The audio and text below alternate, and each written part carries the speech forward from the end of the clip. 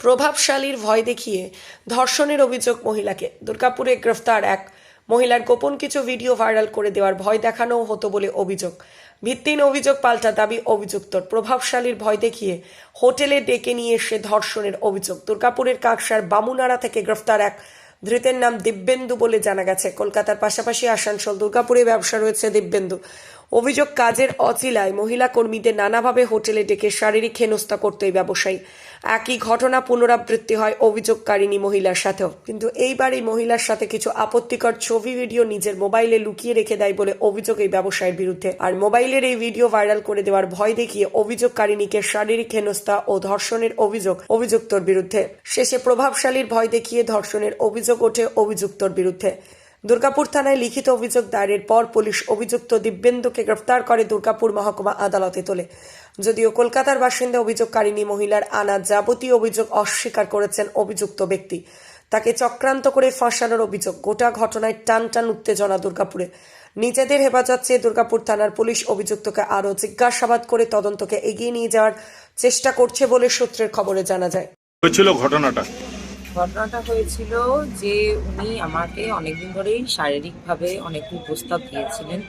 আমি ওনার কোম্পানিতে 2 বছর ধরে কাজ করতাম। তো লাস্ট ইয়ার সেপ্টেম্বরের ওই সেম জিনিসের জন্য আমি ওনার কোম্পানির কাজটা ছেড়ে দিই। 6 মাস পর এই বছর মার্চ মাসে উনি আবার আমাকে কন্ট্যাক্ট করেছিলেন ওনার কোম্পানিতে কাজ করার জন্য। তো উনি আমার থেকে সরি বলেছিলেন আর কোনোদিন কুপ্রস্তাব দেবেন না, কিছু করবেন না। তো আমি আবার ওনার কোম্পানিতে মার্চ এপ্রিল থেকে কাজ করা স্টার্ট করি। কাজ করতে করতে কিছুদিন যেতে না যেতেই উনি আবার সেম জিনিস শুরু করেন যে আমাকে ওনার সাথে শারীরিকভাবে যুক্ত হতে হবে। আমি যখন বলি যে না আমি হব না, তখন আমার কিছু প্রাইভেট ফটোজ নিয়ে, যেগুলো ওনার কাছে ছিল অনেক আগে থেকে, সেইগুলো নিয়ে উনি আমাকে ব্ল্যাকমেল করা শুরু করেন। যখন ব্ল্যাকমেল করেও যখন দেখলো উনি কিছু করতে পারছেন না, আমাকে একদিন মিথ্যে রকম একটা প্ররোচনা দিয়ে আমাকে বললো যে তুমি আসো, যেটা হচ্ছে ঘটনার দিনের কথা বলছি আমি, বলে তুমি আসো, আমাদের নিজস্ব কাজেরও কিছু কথা ছিল, তার বাইরে উনি আমাকে আলাদা করে পার্সোনালি বলেছিলেন আমি তোমার সামনে তোমার ছবি সব ডিলিট করে দেবো। কতদিন আগে? এটা হচ্ছে 19শে নভেম্বরের কথা বলছি। 18ই নভেম্বর এই কথাটা বলেছিল, পরের দিনের জন্য 19 তারিখের জন্য। তো 19 তারিখ আমি হোটেল মরবিতে চেকিং করি, যেটা আমাদের শিডিউল ছিল ওদের ইভেন্ট ম্যানেজমেন্ট থেকে। তো ওখানে চেকিং করি। ওখানে আমরা আমাদের নিজেদের পার্সোনাল যা মিটিং ছিল, যা এই ছিল, সব কিছু কমপ্লিট করার পর আমি যখন ওনাকে পার্সোনালি গিয়ে বললাম যে আপনি এবার আমার ফটোটা ডিলিট করে দিন, আমার সামনেই করে দিন, তো উনি সেটাতে নারাজ। তো সেটার সঙ্গে ওনার সঙ্গে তর্কাতর্কি হয়, হাতাহাতি হয়, ঝামেলা হয়। তারপর উনি আমাকে খুব বাজেভাবে মারা শুরু করেন। আমাকে লাথি, ঘুষি, ধাক্কা মেরে ফেলে দেওয়া, আমার পেটে ঘুষি মেরেছে, পিঠে লাথি মেরেছে।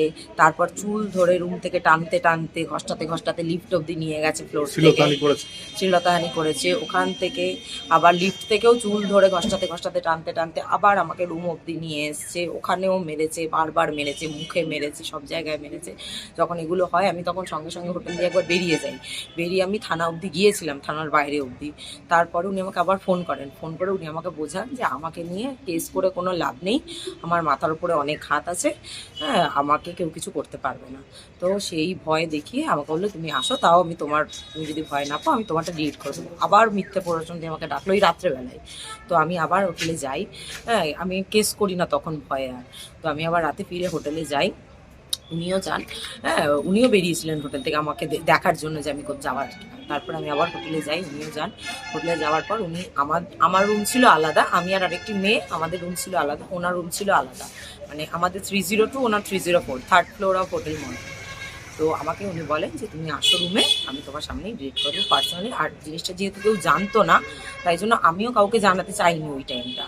তো আমার কাছে একটাই ছিল, ঠিক আছে আমাকে মেরেছে, আমার তখনই না, কিন্তু আমি চাইনি যে আমার ফটোগুলো তার কাছে থাকুক, যেটাতে মানে আমাকে ফিউচারে বাজেভাবে এক্সপ্লয়েট করতে পারে। তারপরেও আমি ওনার কাছে যাই পার্সোনালি, তখনও উনি সেম জিনিস যে এটা কোনো বড় ব্যাপারই না, ইন্ডাস্ট্রিতে এরকম ব্যাপার হয়েই থাকে, আমার সঙ্গে করো, এরকম যখন করি না তখন উনি আমাকে গায়ের জোরে রেপ করেন। আমার সারা শরীরে এখানে কামড়ের দাগ, আমার পায়ের এখানে সবকিছু ছিলে গেছে, গোটা বডিতে। তিনি কি মানে ধর্ষণ করেছেন? হ্যাঁ করেছেন ধর্ষণ। আমি ধর্ষণের অভিযোগ করেছেন? হ্যাঁ ধর্ষণের। আপনি কি চাইছেন? আমি বিচার চাইছি, যেটা সঠিক বিচার। কি পূর্ব পরিচিত না বছর 2 আগে থেকে পরিচিত? না, বছর 2 ধরেই ছিল। কি লিভ ইনে ছিলেন কোনো সময়? না। আচ্ছা, মানে এর সঙ্গে কোনো শারীরিক না সম্পর্ক ছিল না না কোনো? সেরকম ভাবে শারীরিক সম্পর্ক কোনোদিনই ছিল না। আর তার থেকেও বড় কথা হচ্ছে আমরা যেহেতু ইভেন্টে থাকি, তো আমাদের ইভেন্টে সবসময় একই জায়গাতেই থাকতাম। কারণ দেখুন, আমাদের একটা অন ডে একটা দিনের ইভেন্ট হয়, তো একদিনের ইভেন্টে মানুষ কি নিশ্চয়ই তো গোটা বাড়ি জুড়ে আলাদা আলাদা করে কেউ থাকবে না। তো আমাদের যতক্ষণ ইভেন্ট হতো ততক্ষণ আমরা সবাই এক জায়গাতেই থাকতাম। ইভেন্টের পরে আবার যে যার বাড়ি, যেরকম টাইম। আর এই জিনিসটা খুবই গোপনীয় ভাবে হয়েছিল, এই জিনিসটা কারোরই জানার কথা ছিল না। আর একজন যে মেয়ে আমিও ছিল সে কি জানে ঘটনাটা? না না না সে এটা সে জানতো না। নিয়েতে সেরকম একটা অ্যাকচুয়ালি দেখুন, কাজের জায়গায় কেউ এই বাড়ি কোথায়? ওনার বাড়ি হ্যাঁ, বামুনারা, কি নাম? দুর্গাপুর, বিদ্যেন্দু ভট্টাচার্য। আপনার বাড়ি কোথায়? কলকাতা? আমার বাড়ি কলকাতা। কি চাইছেন এখন? আমি চাইছি সঠিক বিচার হোক, এই জিনিসটা যেন না আমার মতো এরকম অন্য কোনো মেয়েকে যেন বারবার এরকম ব্ল্যাকমেল না করা হয়। আমাদের এটা কি ইভেন্ট কাজের কোম্পানিটার নাম কি? হ্যাঁ, ইভেন্ট কোম্পানিটার নাম? Angel event management. কি কলকাতারই ব্যবসা করেন? না, উনি দুর্গাপুরেই করেন, দুর্গাপুর, আসানসোল, বলছে স্টেশন। কাজের প্ররোচনাতেই কি এই এরকম সুযোগ? হ্যাঁ, এরকম আগেও উনি অনেকবার প্রস্তাব অনেককেই দিতেন যে কাজের জন্য, যে কাজ করলে এমনি ওনার ম্যানেজমেন্টের একটা রেপুটেশন আছেই, এরকম বাজে রেপুটেশন, অনেকেই জানেন সেটা। হ্যাঁ, তো এরকম প্রস্তাব ওদের ম্যানেজমেন্ট থেকে অনেকবারই দেওয়া হতো, অনেক মেয়েদেরকেই দেওয়া হয়েছে। যারা রাজি হতো তারা কাজ করতো, যারা রাজি হতো না তারা কাজ করতো না, এরকম। চাইছেন কি শাস্তি? অবশ্যই শাস্তি চাইছি। যিনি এরকম ভাবে আমাকে মেরেছেন, আমি যে কারণে মহামান্য আদালতের কাছে, থানাতেও আমি এটা বলেছি বারবার, হোটেলের থার্ড ফ্লোরের ফুটেজটার জন্য। থার্ড ফ্লোরের ফুটেজটা পেলেই পরিষ্কার স্পষ্ট হয়ে যাবে সবকিছু সবার কাছে। কারণ উনি ওই ফ্লোরের মধ্যেই আমাকে চুল ধরে টানতে টানতে টানতে টানতে লিফট অব্দি নিয়ে গেছেন। যেদিনকে এই ধর্ষণের ঘটনা ঘটে হুম।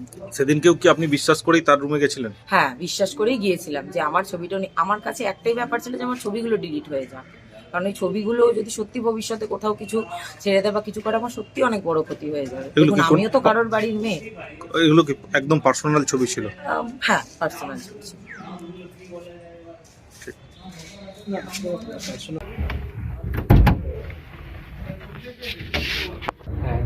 হ্যাঁ, কি কদিনকার কিভাবে আলাপ? আলাপ 1.5 বছর ধরে আলাপ আছে। হ্যাঁ, 1.5 বছর ধরে আলাপ আছে। 1.5 বছর ধরে আলাপ আছে। উনি যেটা বলছে সেটা কি সত্যি?